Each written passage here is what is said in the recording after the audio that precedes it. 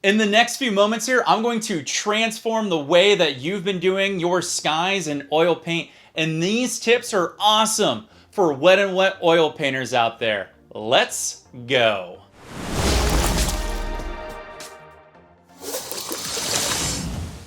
Hey, it's me, it's Wild, coming at you to help you with all of your painting and creative needs. And if you're a beginning artist out there, you've come to the right place for awesome tips and tricks that are going to make you bigger and better. So make sure you hit that big red subscribe button and tick that bell so you know when my videos go live for you. And hey, real quick, if you like any of the products that I'm talking about or use in the video, did you all a favor, put links in the show notes below, so make sure you check them out. Now, painting a sky seems like it would be really easy, but it can be very difficult if you don't visualize what you're going to do with your sky and where colors are going to go. And that's the best first tip that I can give you, is you need to visualize where everything is going to go within your painting. Literally stand back for a little bit and take a moment to think about, well, where are my brights going to go? Where's the sunlight coming from? Where are my contrasting colors going to meet? Will these colors that I mix together, are they going to create a weird color that doesn't naturally happen in the sky?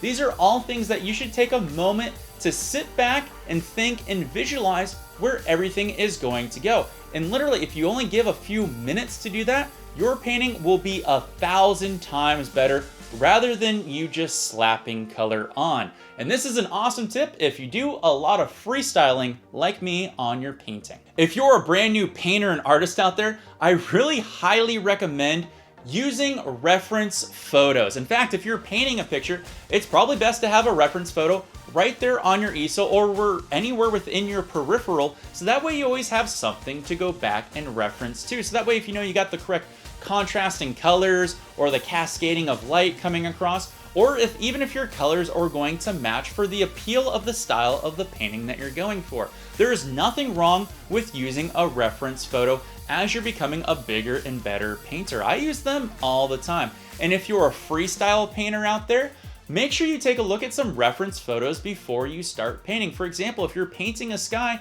take a look at some pictures of how color changes within the sky itself, or how clouds look, and if some are fluffy or some are wispy or some are transparent.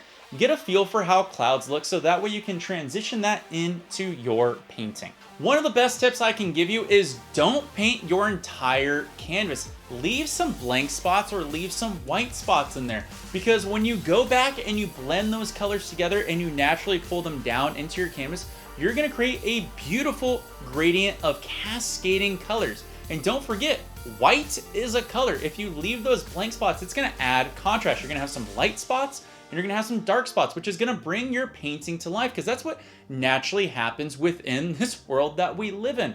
There's natural bright and natural dark due to things like diffusion or extra moisture in the air, or cloud separation and dispersion of different things of light cascading across. There's lots of reasons why there's darks and brights, and don't feel like you have to paint your entire sky just solid blue across. You want to add those natural characters of depth by leaving gaps, and as you go through and blend in your colors, you will achieve this natural look. And this is something that anyone can do right off the bat on their very first painting, or improve upon as they're doing more painting.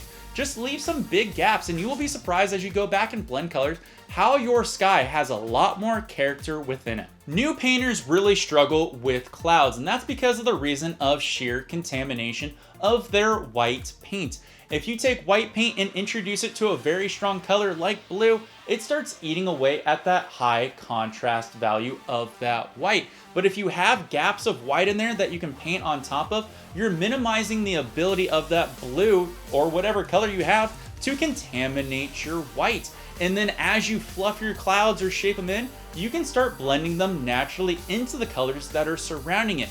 And this will help minimize the contamination of your clouds, which is really going to help them pop, which is what you want, which is basically what everybody wants, because it's such a rewarding process when you can see those big fluffy clouds in the sky looking like they are just gorgeous clouds of cotton white. And this is one of the easiest ways you can do it. Leave a little bit of extra gap. If you really want one of the best tips that's going to transform the way that you paint skies overnight, is literally leave your painting alone overnight.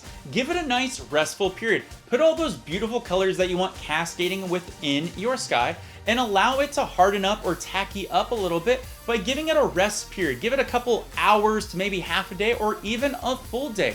Because when you go back and you're going to apply other highlights or clouds or anything in the sky, again, you're gonna have less contamination, and all of those bright colors like your white clouds are gonna stand up a lot easier, and you're not gonna have it get muted out by the fact that it will be contaminating again on that paint brush.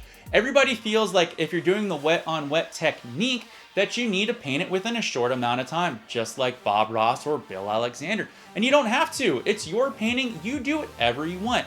Paint in the entire background by grounding your canvas with color, and then let it tacky up, and you can always go back and re-wet your canvas by putting things like linseed oil or liquid clear, or even, walnut oils, or whatever kind of medium you want to put on there to re-wet the canvas. This is one of my favorite things to do because this way you will get really poppy, vibrant colors as you continue the painting as you go forward. Now, no sky is complete without forming the perfect cloud in the sky. And if you struggle with clouds, not to worry. I'm gonna put a video over here on the side of an easy trick on how to paint a cloud every single time, as well as a video down here on how to re-wet your canvas if you do take a break between your paintings. Both of those are really awesome.